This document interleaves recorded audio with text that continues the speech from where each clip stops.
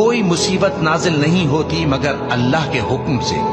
اور جو شخص اللہ پر ایمان لاتا ہے وہ اس کے دل کو ہدایت دیتا ہے، اور اللہ ہر چیز سے باخبر ہے۔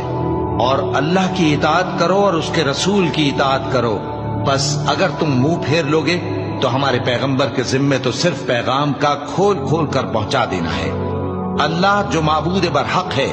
اس کے سوا کوئی عبادت کے لائق نہیں، تو مومنوں کو چاہیے کہ اللہ ہی پر بھروسہ رکھیں۔ مومنوں، تمہاری بیویوں اور اولاد میں سے بعض تمہارے دشمن بھی ہیں، سو ان سے بچتے رہو، اور اگر معاف کر دو اور درگزر کرو اور بخش دو تو اللہ بھی بخشنے والا ہے، مہربان ہے۔ تمہارا مال اور تمہاری اولاد تو آزمائش ہے، اور اللہ کے ہاں بڑا اجر ہے، سو جہاں تک ہو سکے اللہ سے ڈرو اور اس کے احکام کو سنو اور اس کے فرمانبردار رہو اور اس کی راہ میں خرچ کرو، یہ تمہارے